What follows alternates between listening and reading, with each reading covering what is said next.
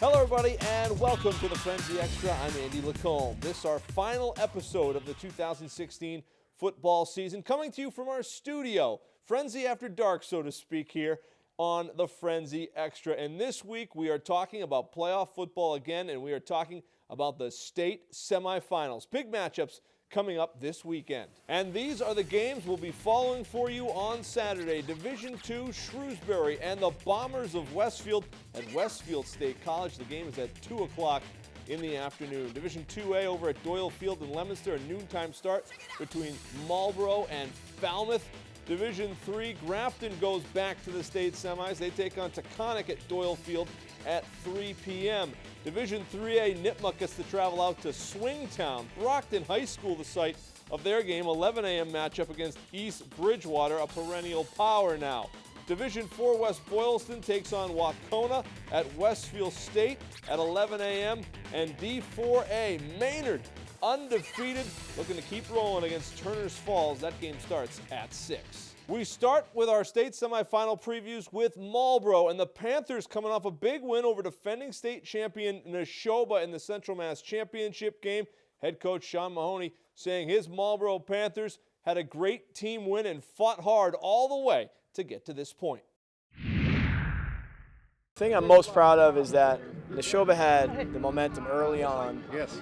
And our kids just kept playing and kept making plays. They had the momentum back, I think, at 28-21. And Owen made a Odell Beckham-like catch and scored. So, and then we scored after that. We were trying to run the clock out, but we'll take a touchdown. Up front, our offensive line, defensive line, our linebackers, we just did a great job. They're a physical team. They have some big kids, and their linebackers are excellent. So. We made the plays. We made more plays than they did. The Maynard Tigers have had a remarkable season. Head coach Harold Ogilvie, never shy with his words or his fire, talking about his guys and their defense. It's the Maynard defense that really stepped up in their win over St. Bernard's. That was a war right there. It's a good football team. We're a good football team. We're earning our respect, I guess, Kevin. It was hard fought all the way. We knew that's what it was going to be. And so to be able to do this tonight, it's unbelievable. Talk about the defense. Put up 6 right away and it held up. Those guys have been hungry animals all year long. They've done a great job for us. You know, Eric Kiley, Axum, Akram, everybody comes up. Those boys just play hard and just go after it. I couldn't be prouder of them. To have a real game next Saturday, it's pretty cool. I'm sure my wife and my daughter will miss me this week, but that's okay. I'll be home late. Nipmuc, very impressive in their win over Uxbridge in the Central Mass Championship game. We're still getting a taste of what Nipmuc football is like this season on the Frenzy, but their head coach, Sean Hill, comes from Eastern Mass, and he knows the brand of football they play out there, so he'll have his Warriors ready for Saturday. Central Mass is playing just as good as anybody. I mean, that showed in the playoffs last year. You had a Neshoba win and Northbridge win, and St. Bernard's made a good showing. So I think Central Mass is competing, and they're doing very well. I think the only difference is that it's a smaller region. And the other thing is it can be a little bit more rural, so you're still seeing a variety of offensive styles, which is kind of a pain in the neck, where in Eastern Mass, everybody's kind of spread, you know? So Central Mass is kind of difficult to play against because you play against a lot of variety of offenses. West Boylston comes off a momentous win over Littleton. This game had it all. It was a heavyweight fight to the end, one of the best high school football games we have ever seen. And head coach Mike Ross agrees, thinking it's one of the best games he's ever been part of. So now the Lions, coming off that win, still riding the emotion of the victory. Best high school game I've ever been part of. I think it's the best high school game ever. I mean, that was unbelievable. We let them score because we had no more timeouts, and it worked out in our favor. I feel bad for them because they worked real hard. They made some great plays themselves. My kids never quit. We didn't quit. This is the best Super Bowl I've ever been part of. I can't believe the whole game. It was a great game. I feel bad for Michael Lynn because his kids played unbelievable too. It was unbelievable. The Shrewsbury football team coming off a big win and a Central Mass championship over Algonquin this past weekend. The Colonials, by their own admission, might tell you that they aren't traditionally considered a power in Central Mass in football. But as our Brenna Wilson explains, it might be time for all of those Central Mass football observers to change their minds about Shrewsbury. It's been magical. The Shrewsbury football team is heading to the state playoffs for the first time since 2007. The Colonials take on Westfield Saturday. All the stuff that's come at us, we've just kind of shrugged it off, and even if we've lost games, we've persevered. The ride this year, it's been great. It's had its ups, it's had its downs. We lost 2 games back-to-back to St. John's and Algonquin, and I think we've just turned around from that point and really come back from that. The Colonials' playoff chances took a hit in October. Shrewsbury fell to 3-3 after losing hard-fought games against St. John's and Algonquin. The team knew they had to make adjustments. We knew after 3-3 that we took a playoff mindset that 7th week and knew that we had to win out to make the playoffs. But we knew if we could get in that we could do some damage. We have such a great group of seniors and a lot of underclassmen to help out too. So we knew everyone just had the team first in mind. We can't let each other down. We have to do this for one another. And so we just kind of rose to another level and played our hearts out. Shrewsbury responded with a win in Week 7 before answering another challenge in a must-win game against Leominster. Both the players and coach agree playing in a competitive conference like the Midwatch helps to prepare them for postseason play. There's a lot of great teams in our division, a lot of good players, a lot of great coaches. The coaching is very high, very top-notch in our division. And I think it's helped us and it's helped our confidence level. It certainly raises your level of play. I think one of the things I'm proud of with this group this year is when the stakes have been high and the opponents have been really tough, that's when we've risen to the occasion. So I think it brings out the best in you. If you want to be the best, you got to play the best. So we're proud of the schedule we play, and there's a lot of other teams around here that play a similar schedule. So it's definitely competitive. This postseason run is 4 years in the making for the seniors on the team. They hope they can keep the momentum rolling through the end of the season. The senior class specifically has worked really hard, and I think that it's kind of showed that our hard work has paid off over these 4 years. And I think it's good for the younger guys to see what it's like and prepare for the future for them. This is something that all the seniors have been thinking of since we were freshmen, and we all know that we were a talented group of kids and we all worked hard. So we just believe in ourselves, and it's a great feeling.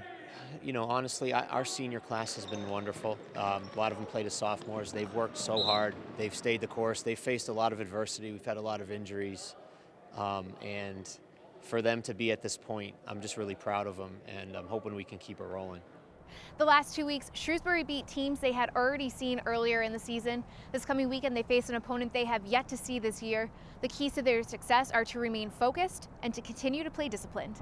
For the Frenzy Extra, I'm Brenna Wilson. Thanks, Brenna. We've got it all for you. Highlights of all the state semifinals coming your way Saturday on a special State Semis Frenzy and a special time Saturday at 9 on Charter TV3. We'll take a quick break now, and when we come back, Jim Wilson and Kevin Shea break down the state semis, recap all the action for us when we return on the Frenzy Extra. Bay State Savings Bank brings you Kasasa. What's Kasasa? It's a catchy word for earning cash that just might make you want to dance.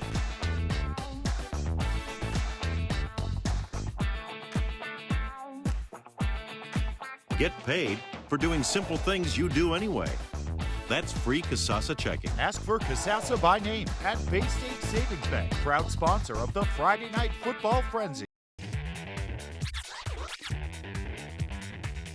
Welcome back, everyone. Kevin Shea, Jim Wilson, the sports editor for the Telegram and Gazette. And Willie, we got the Central Mass Super Bowls in the books, and now it's to the state semifinals. But we got to look back at some great Super Bowls, starting with Division IV, the best Super Bowl of the day. And there were 2 phenomenal ones, but this may be the best Super Bowl game in Central Mass history. West Boylston beating Littleton in the best individual performance that I have ever seen in a Super Bowl game. Cole McCoubry literally carrying his team on his back, and about 5 or 6 defenders each and every play for Littleton to 5-yard gains, 6-yard gains, getting first downs on 3rd and 6, on 4th and 2. He was incredible. This game had everything, though, including West Boylston out of timeouts, down by 2 with under a minute left, letting Littleton score so they could try to stop the 2-point conversion and then move down the field to try to score, get the 2-point, and send it into overtime. It was unreal. You wouldn't think, we talked about before the show, a team like West Boylston, a double wing, ground and pound, granted they have Cole, But you think, okay, they're at their own goal line trying to drive for the winning touchdown.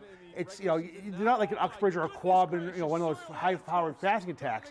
They got the job done. It's like Rossi went and broke the glass. All right, Cole, get him, Cole. That's what happened. It was unbelievable. He just fed him. He fed him every single play on offense, and Littleton was there. They were in position. Yeah. I've never seen, and Cole was banged up early in the season, but he was so fast. He was so strong. I mean, he had everything going for him. He was cutting by guys. He was making linebackers miss. He was making defensive backs miss. He was outrunning defensive backs and linebackers. He was running over defensive backs, defensive linemen. He was carrying people. When it was 3rd and 5, he'd get hit after a 2-yard gain. He'd carry the pile for 3 or 4 yards for the first down. It was an incredible, incredible performance.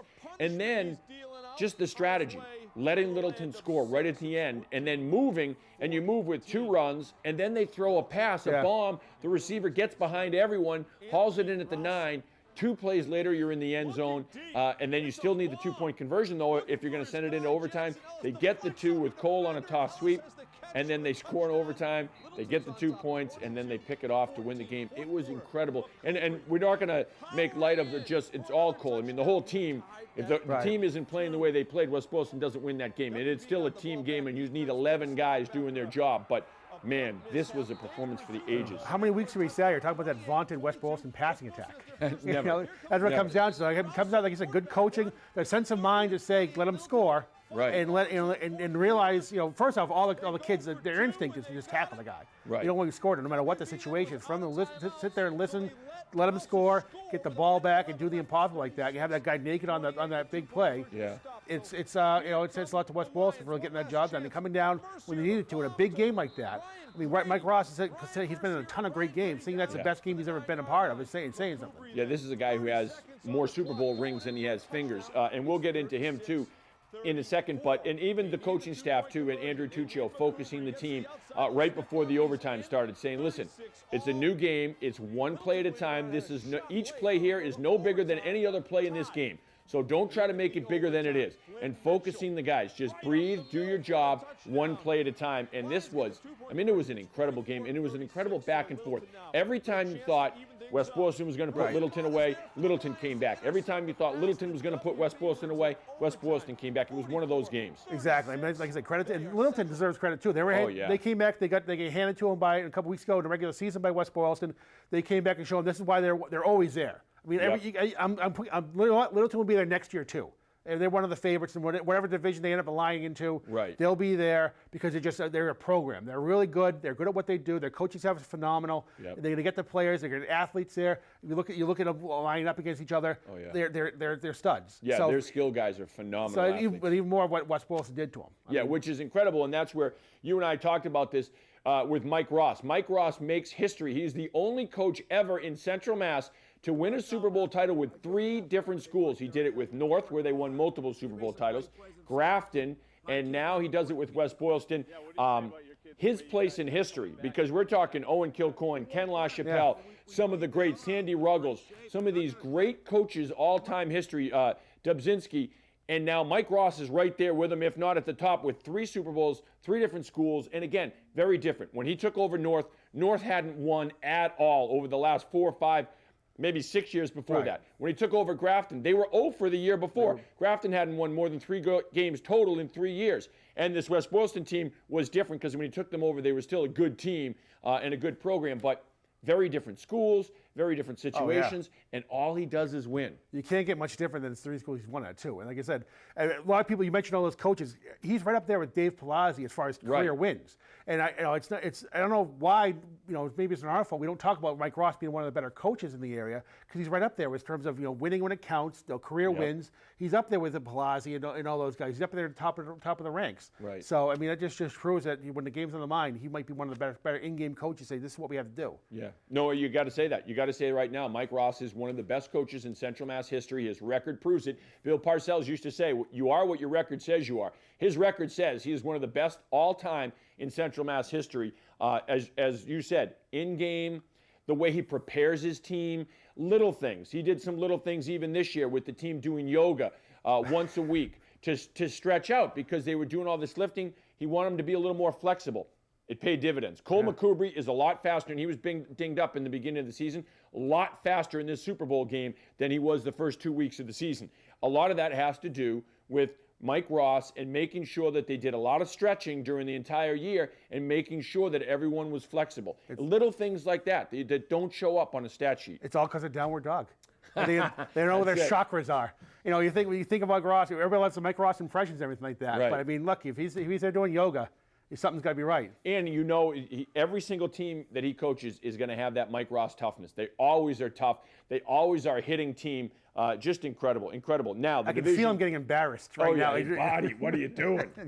Division 2, Shrewsbury Algonquin. This was a phenomenal Super Bowl game. This was another one that you would love to see. The West Boylston Littleton game, if they played a rematch a week from now, the stands would be full because everyone would want to see it. Same thing for Shrewsbury and Algonquin. Everyone would want to see this rematch. It was awesome. Shrewsbury up 14-0. You think now, okay, boy, they're going to blow Algonquin out. T-Hawks do what they've done all year long. Get up off the deck and come back. And this was fantastic. Algonquin driving right at the end of the game for the game-tying touchdown. A.J. Laramie picks it off right at the goal line. Shrewsbury holds on for the win. And the Shrewsbury Colonials team, Drew Campanelli, some phenomenal touchdown passes to Brian Moore. Right. The touch that he shows, the Campanelli shows on the ball, he has a great arm, too, for a sophomore. His touch, his arm strength, incredible. And then Moore's concentration. The second of his touchdown catches, a fingertip grab, literally just fingertips.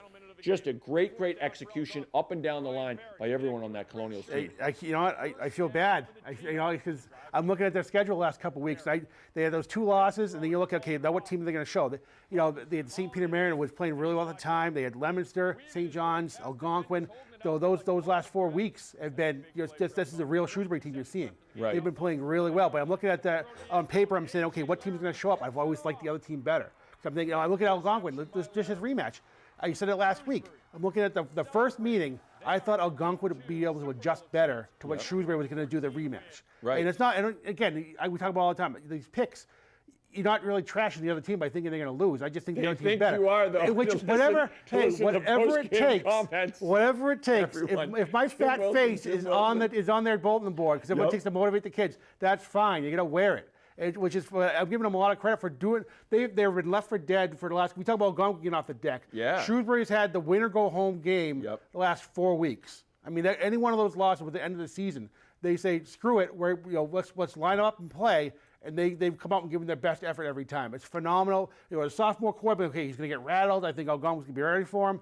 Didn't happen. They guys, they get nutted up and they played really well when it mattered. Congratulations to them. I think they're going to beat Westfield. I don't think Westfield can match up with what these guys have. These guys are playing Road. One person around that program you know what? Redemption Road beat St. John's, who had beat him in the regular season. Exactly. And Algonquin, who had beat him in the regular season. Come the rematch. They see him twice. We talk about how Algonquin adjusts. I mean, these guys have adjusted to St. John's. These guys adjusted to Algonquin. They do really well when it matters. Credit to them. Yeah, and John Aloisi, their head coach, and their staff too, does a phenomenal job. And like we said last week, and this team has really taken on Coach Aloisi's personality of just that ultra competitiveness and toughness. Grafton beat St. Peter Marion 14-0. St. Peter's did a nice job defensively here, but Afatu Melanfonwu, we've said this all season long, he is just too tough. You are not going to keep Melanfonwu down for an entire game, and that was proven out in this game. Grafton gets the 2 touchdowns, and this Grafton team is tough. They are tough. Everyone around Melanfonwu, very tough. They fly to the football defensively. And St. Peter put up a good fight, 14-0. Melanfonwu didn't get the game out of control with them, but they just couldn't. PJ Baird had a great catch, on Melanfonwu to try to keep the drive alive. They just couldn't get it when it mattered. Credit to that defense on Grafton to really sort of shut down that offense and keep the game scoreless. Win when it matters. They can win those close games. We know they can win the blowout games. Right. But so they can win. Their defense really showed. They can win the tight games too. Yep. Nipmuc Uxbridge. This was really impressive from Nipmuc. Ryan Richards, the quarterback and defensive back, and it's important to note that he plays both because he did a great job directing that offense as he's done all season long. Whether he's throwing, whether he's running the ball, or they're running the ball, but he as a runner is great too. And then defensively, he had 2 interceptions in this game. He's a difference maker on that team, and he's a kid that they want him out there every single play because he makes plays. Right. And this is a great win because this is a Nipmuc team that you and I have the great respect for this Uxbridge offense and what they've done all season long. Nipmuc shut them down. They really shut them down. I was surprised. I figured it might be a rock fight with their, just answering touchdown for touchdown. Neither defense really was a shutdown defense during the year. But Nipmuc has shown the last couple weeks, ever since they lost to Holy Name, in St. Peter Marion they didn't play a lot of stars. They sort of hit the shift key on that one. So, right. But they come back in the playoffs. They scored 63 points in the last 2 games in the playoffs when it matters. That's impressive. They're putting up some big time points. Like was Manning, George Maurice and that defense have shut down these teams. They're fighting for every yard. They're not getting it against Nipmuc. And for shut down Uxbridge, who comes in with Max White Cohen, an explosive offense, and they never, they wasn't even they didn't let them get in gear. They kept that. Uxbridge had trouble getting everything started. They couldn't get into a rhythm. That's credit to that defense. Yeah, this is a team that's dialed in. Marlboro beats Neshoba in a rematch game. Marlboro won that game in the regular season. They win again. Again, tribute to Marlboro, tribute to Coach Sean Mahoney and what they've done. Maynard beats St. Bernard 6-0 in that Super Bowl, so Maynard remains undefeated. They have another Central Mass Super Bowl title to put up in the camera case, and we have about 3 minutes left, so we'll go over now the state semifinal games so we can get into a little bit of that. Maybe we start with Maynard and go from the bottom up here. Division 4A, Maynard playing Turners Falls. Turners Falls is a team that's been there a few times, so a program that we know is good out there in Western Mass. Right. I mean, they're both good running teams. I got all my notes on Eastern Mass teams. 3 minutes, man. I know. We'll squeeze it. Eric Kiley has been one of the best two-way players you're gonna see in Central Mass. I mean, I think that Maynard defense. I think 6 games their opponents have scored 1 touchdown or less. That's, I mean, say what you want about their schedule. Maynard's getting the job done. I mean, they're West Boylston they've beaten, St. Bernard's they've beaten, Valley Tech they've beaten. So they come these traditional powers we always like to talk about being the best around. Maynard's come in and said, that's fine, that's great, but we're going to beat you. Right. And they did. That's credit to that staff. And they do it in the old-fashioned way of just being a physical football team. West Boylston playing Waucona. Waucona's a team that beat Shepherd Hill 2 years ago. So this is a big school and a big program. I know that the West Boylston coach is looking at some tape of Waucona and said their sideline, they got like 50 guys on the sideline. This is a huge team, and they are really, really good. Good quarterback for Waucona, a 3-sport star. He won, I think, a state title in baseball in the spring. Pitcher, so he's one of those like a passing quarterback can run the ball. So they got to mark him. But again, has Waucona seen the Coltrane? No.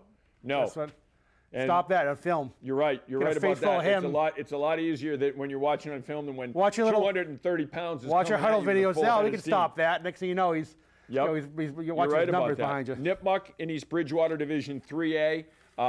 Obviously, Bridgewater, that in East Bridgewater, there's a proud football tradition there. But as you mentioned, this Nipmuc team right now offensively is really dialed in. They're really focused, and they're playing with a lot of confidence and a lot of rhythm. Good defense on East Bridgewater. I think there's 6 of the first 8 games only allowed 1 touchdown, so per game. So I mean they play a pretty good schedule. So I think Nipmuc has to be worried about that.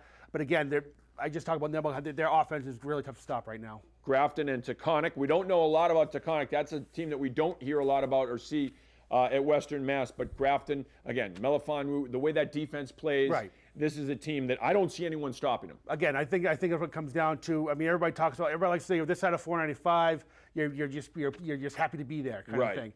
But I think, Taconic, they haven't seen anybody like Ife Melifonwu. Their quarterback for Taconic is thrown for 1,000 yards. I think Grafton has seen more, teams like Taconic. I just think that Grafton's gonna be a big matchup problem for them. Marlboro, Falmouth, 30 seconds. Great game. Falmouth is a big team. They play Barnstable down the Cape. This one's going to be a really good matchup. They've gained 418 yards in the final, and that's supposed to be one of the 2 best teams in that Division II South. Right. They gained almost 500 yards, these guys. I mean, that's something that Marlboro has to watch out for. But Marlboro, different here every week. Owen Capadonna, 4 touchdowns last week. They have guys like Luke Goulet who can get the job done. Marlboro's going to be tough to stop, too. Sean Mahoney is such a great game strategist and dials up always a phenomenal game plan. Shrewsbury, Westfield. Westfield's always in it, but the Shrewsbury Colonial team, as you mentioned, 10 seconds. Are you picking the Colonials now? I'm picking the Colonials. They'll stop the pain train. They stop the pain train in Westfield. They will derail the pain train. We're out of time. This is our final Frenzy Extra of the season. We thank you for watching all season long. And Jim, thank you for coming in and giving us the info each and every week. My pleasure, man. Nothing I'd like to do more than touch cup football. Oh, it's the best. And mush mouth. It is the whole thing. It is the best. More the Frenzy Extra after this.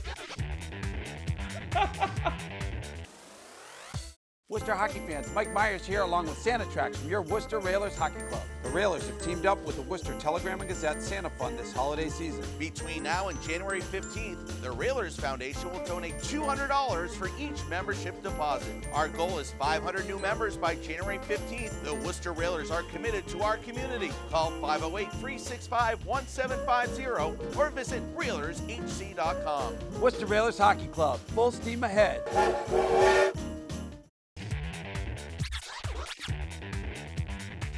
The Assumption College Greyhounds heading back to the NCAA tournament for the second consecutive season. This time the Hounds will go on the road in their first round matchup, and their opponent, a national power. Shepherd out of West Virginia was in the national championship game a year ago. Bob Chesney and his guys know this will be a test, and it won't be easy. I think that's what the national playoffs brings, is a very unfamiliar opponent.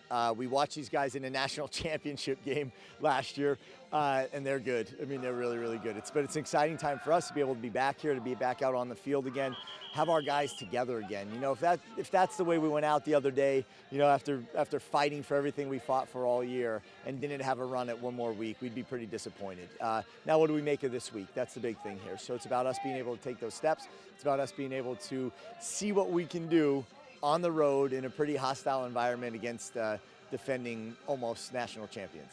I mean, we got to score when we get near the end zone, that's for sure. And I think that we saw a little bit of that last week. We had a great first quarter, great first half defensively, and we were down 4 different times in the red zone and came away with just field goals. And that's a big issue. That's something that we've been able to score from pretty far out, and we got to be able to score when we get down into that red zone. Well, we talked to the guys down in Dudley at Nichols in the preseason, and they had high hopes this year, and why not? Rightfully so. 6-4, the Bison finished their season, their highest win total in a long time. They only had a win on their program record last season. So, Nichols riding high and riding momentum into the offseason after a big win over MIT. Couldn't be proud of this bunch of guys. 6-4, exceeded our expectations by a long shot. The kids, again, the whole facility, the alumni, everybody bought into the program. I'm so proud of the way these guys played because, yet again, we had some good things early on, then we had to face some adversity, down to score, having to score, then score first in OT, and, just back and forth. And for our guys to hang in there in MIT. Earlier this year, we got a chance to talk to Tom Tabor out of Northbridge, the big lineman playing at the University of Connecticut. Now, he walked on there, and he has now earned a scholarship to play for the Huskies. Tabor moving from offense to defense. But when we talk to Big Tom, big smile on his face, he's just enjoying being a college football student athlete. It's been incredible. It's been just the best time of my life, and these guys, we're all just so excited, and we love to play football. We love being here. Even going from Northbridge to Worcester Academy, that was a big step up too, as far as the speed and everything. And then coming here from Worcester Academy, the guys, everyone's just as strong as you. Everyone's just as big as you and stuff. I mean, it's pretty unreal at first, but then you get settled in, and it's just amazing. Only being an hour away, my parents, they come to every single game, and I can get some friends here every week too. And it just playing in New England, it's great. It's like I never left home. To the alumni dean's list now, and we begin with Mitchell Driscoll, the former Wachusett quarterback, quarterbacking Becker now, 174 passing yards, 2 touchdowns in a win over Anna Maria. Anthony Brooks out of Quabbin, 94 yards receiving against Framingham State in a shootout for the Lancers. Isaac Yadam out of Doherty playing at Boston College in the secondary, 4 tackles in a loss to Florida State. Jacob Holmes out of Westboro by way of Worcester, Becker college star now, 97 yards and a touchdown in a win over Anna Maria. Tyler Berry out of Oxford playing at Worcester State, 72 yards receiving against Framingham State in his final game. Trey Watson, Fitchburg State out of St. Peter Marion. What a year he's had. 3 tackles against Plymouth State in the finale. Well, that's a wrap on this season for the Frenzy Extra. A reminder, we have the Thanksgiving Day Football Frenzy, a special 1 hour of highlights and analysis on Thanksgiving Day coming your way on Charter TV3. But first, we hope to see you on Saturday for the state semifinals, 9 o'clock, the Frenzy here on Charter TV3. I'm Andy Lacombe. Have a great night.